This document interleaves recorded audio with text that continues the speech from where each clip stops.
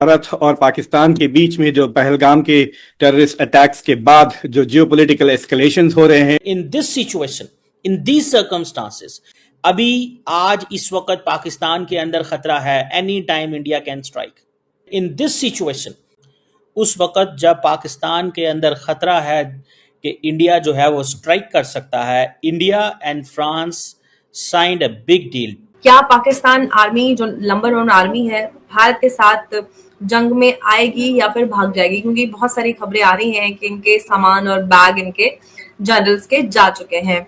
देखिए, पाकिस्तानी हमेशा बड़े सीना ठोक करके भारत के खिलाफ आते हैं और जैसे ही भारत एक हुंकार भरता है बस उसके बाद ये भागने लग जाते हैं। तो भागने वाले में जो सबसे पहले हैं general Asim Munir, yes army का चीफ, उसकी फैमिली भाग गई, लंदन गई है। DG ISPR lieutenant general Asim Malik, इनकी फैमिली भी भाग गई है और ये कंफर्म न्यूज है। भारत ने एक बहुत बड़ा गेम खेल दिया और इस गेम से पाकिस्तान की तो बिल्कुल ऊपर की सांस ऊपर और नीचे की नीचे रह गई है। ज़ाती तौर पे जो है मोदी साहब की जो सलाहियतें हैं उनसे बड़ा मुतासिर भी हूँ। उनके नज़रियात से हम इख्तलाफ करते हैं, लेकिन ये ज़रूर है कि वो नेशनलिस्ट भी हैं, अपने मुल्क के बारे में भी सोचते हैं। तो भारत ने फ्रांस के साथ एक और नई डील साइन कर ली है। उस वक्त जब पाकिस्तान के अंदर खतरा है कि इंडिया जो है वो स्ट्राइक कर सकता है, India and France signed a big deal. 26 more Rafale marine fighter jets, imagine the number.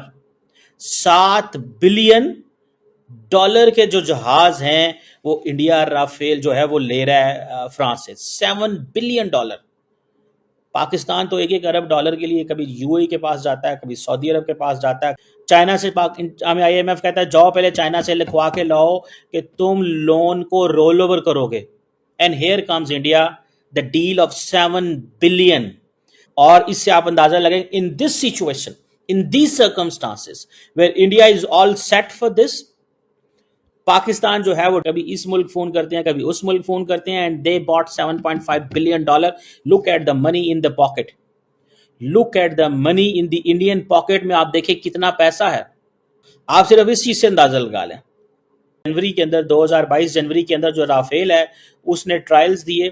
Indian navy की जो शोर बेस्ड टेस्ट फैसिलिटी है वहां पे गोवा के अंदर 2 फ्रेंच नेवी के राफेल जो थे उन्होंने प्रूव किया कि उनकी जो कैपेबिलिटी है वो तगड़ी है। और 2020 में इंडिया ने अमेरिका से भी बोइंग जो है उसको भी कहा था कि यूएस नेवी को कहा था कि जो उसकी जंप कैपेबिलिटी है FA-18 सुपर हॉर्नेट की दिखाई जाए। इंडिया ने फ्रांस से भी टेस्ट लिया है, अमेरिका से भी टेस्ट लिया है। रिमेंबर उनका कॉन्फिडेंस चेक करें, कॉन्फिडेंस ये चेक करें कि उन्होंने फ्रांस से भी टेस्ट करवाया गोवा के अंदर, और ये जो FA-18 सुपर हॉर्नेट जो है इसका अमेरिका में टेस्ट किया। और फिर 2022 के अंदर अमेरिकन जो जहाज है उन्होंने इंडिया के अंदर आके भी टेस्ट दिया। ये जो 26 राफेल अभी आ रहे हैं, इससे पहले देवर 36 राफेल। 26 ये है, 36 पहले हैं जिन लोगों को नहीं पता, लेट मी टेल यू। तो आप इससे अंदाजा लगा लें कि जो फ्रेंच नेवी के राफेल जो हैं वो इंडिया के मेन एसेट है। अभी आज इस वक्त पाकिस्तान के अंदर खतरा है, any time India can strike. India की एयरफोर्स, इंडिया की नेवी, इंडिया की army, Indian Awam, they are all ready कि हमें पाकिस्तान को वो एक सबक सिखाना है। This is what is that. अगर आप इंडिया का मीडिया देखें या इंडिया की लीडरशिप देखें, जिस तरह प्राइम मिनिस्टर नरेंद्र मोदी ने ये कहा, ट्रैक करेंगे। पहले उन्होंने कहा हम आइडेंटिफाई करेंगे, ट्रैक करेंगे एंड टारगेट करेंगे। भारत और पाकिस्तान के बीच में जो पहलगाम के टेररिस्ट अटैक्स के बाद जो जियोपॉलिटिकल एस्केलेशंस हो रहे हैं, चाइना का जो स्टेटमेंट आया पाकिस्तान के सपोर्ट में, अमेरिका का जो स्टेटमेंट आया भारत के सपोर्ट में, भारत को बहुत ही ज्यादा मॉरल सपोर्ट मिला। अटैक के दौरान खुद vice president JD Vance India में थे और उन्होंने इंडिया को सपोर्ट किया, टेररिज्म को कंडेम किया। डोनाल्ड ट्रंप ने खुद प्राइम मिनिस्टर मोदी को फोन किया और ही बेसिकली उन्होंने कहा कि अमेरिका स्टैंड्स विद इंडिया, तो मॉरल सपोर्ट तो मिल रहा है। लेकिन डोनाल्ड ट्रंप ने ऐसे भी अपने ट्रुथ सोशल पे ऐसे भी कमेंट्स किए हैं जिससे ऐसा लगता है कि America is not interested in directly getting involve. अब इससे क्या पता चलता है?